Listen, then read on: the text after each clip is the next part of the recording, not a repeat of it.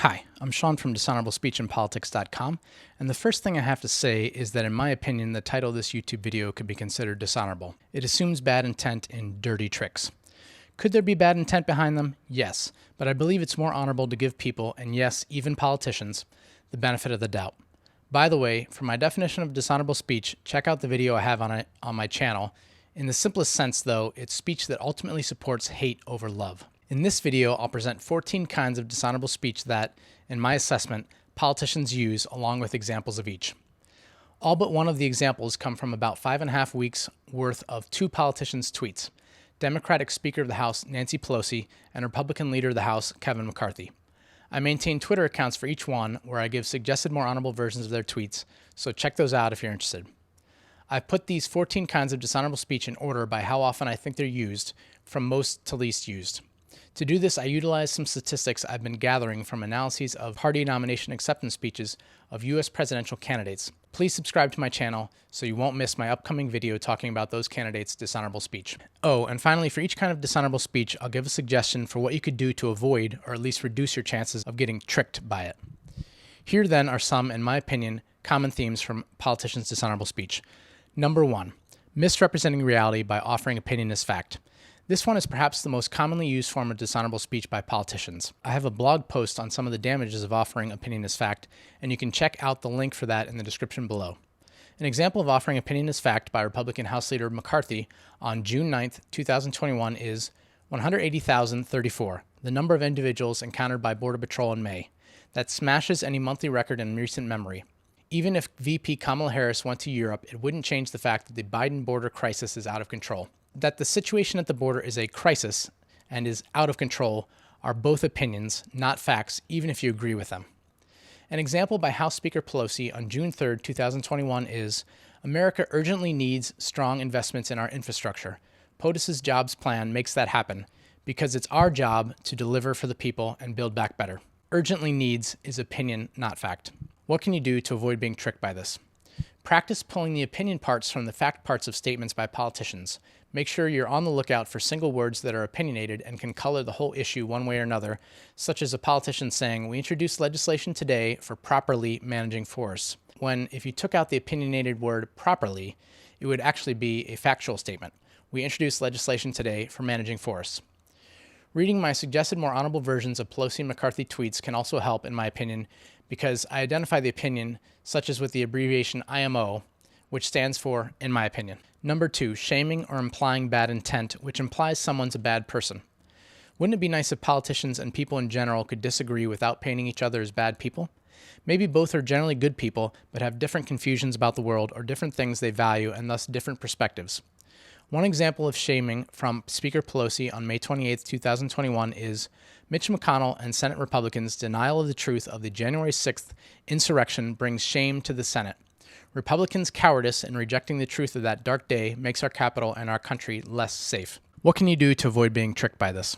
Try to consider how the person in question might generally have good intentions, but they may see things differently from you due to different values, confusions, and/or fears that are driving them. Number 3, misrepresenting reality through logical fallacies such as cherry-picking, oversimplifying, hasty generalizing, and false equivalence. An example from Republican House Leader McCarthy on June 10, 2021 is, President Biden's tax and spend agenda has spiked consumer costs across the board, resulting in Jimmy Carter levels of inflation.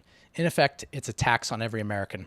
Your money is worth less, and the stuff you need costs more. Effectively saying Biden's policies caused the inflation is an oversimplification. It may have contributed some, but other factors such as COVID shutdowns ending could certainly have played large roles. So how can you avoid being tricked by this form of dishonorable speech?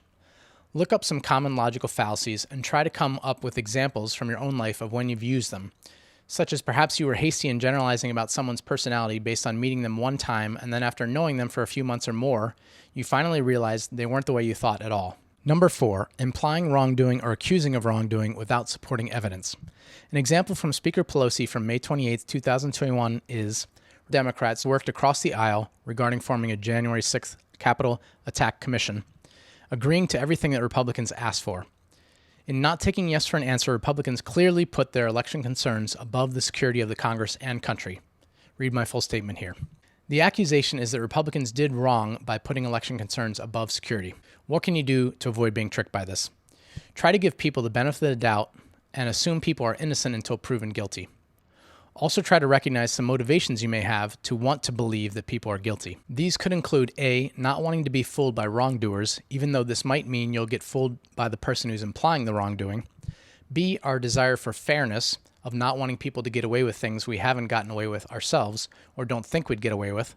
And C, wanting to be right and feel justified about not liking someone to begin with.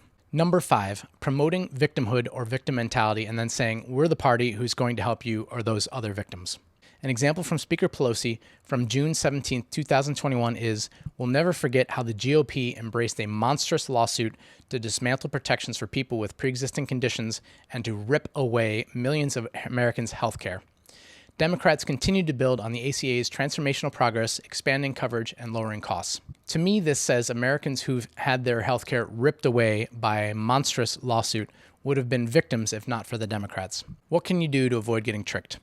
This, I think, is actually a really tough one because we seem to have victimhood or victim mentality very ingrained in our minds as socially acceptable and a form of social currency, at least in the US. Maybe it would be useful to think of ways to help inspire each other to become emotionally stronger, such as believing in each other, that we can take responsibility and raise ourselves up, rather than focusing on short-term, seeming fixes to victims' problems. It's like the old saying, give someone a fish and feed them for a day, but why not teach them how to fish, believing in them that they can do it, and help feed them for a lifetime. Number 6, taking quotes out of context to make them sound bad. An example from Republican House Leader McCarthy from June 22nd, 2021 is VP Kamala Harris, to fix a problem you have to go where it exists.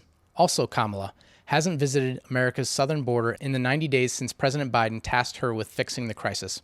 McCarthy doesn't include that Harris said this while in Mexico after visiting Guatemala. What can you do to avoid getting tricked? When you hear a quote that sounds bad, look up the original quote or video it came from and decide for yourself. Number 7, using vague negative buzzwords. Some buzzwords and phrases Republicans say in regards to Democrats include radical left, ultra left-wing liberal, progressive, socialist, extremist, tax and spend, big government, activist judges, Washington overreach, war on the private sector, and welfare state.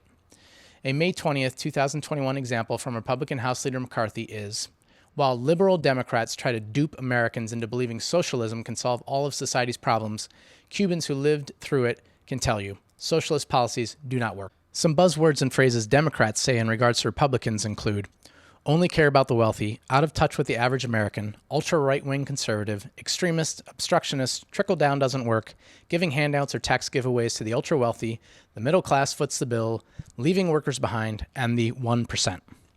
A September 27, 2020 example from Speaker Pelosi while Trump was still president is, it is a sign of President Trump's disdain for America's working families that he has spent years abusing the tax code while passing a GOP tax scam for the rich that gives 83% of the benefits to the wealthiest 1%.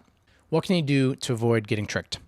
Recognize that these are words that typically bring up negative emotions for certain groups of people, and if you're one of those people, try to focus on the merits of the specific policy content being discussed, if there is some, rather than how much you dislike radical liberals or ultra-right-wing conservatives or whatever the buzzword or phrase may be. Those are the first 7 kinds of dishonorable speech I believe politicians commonly use, and I'll go over the next 7 of 14 in the part 2 video in this series. Thank you for watching.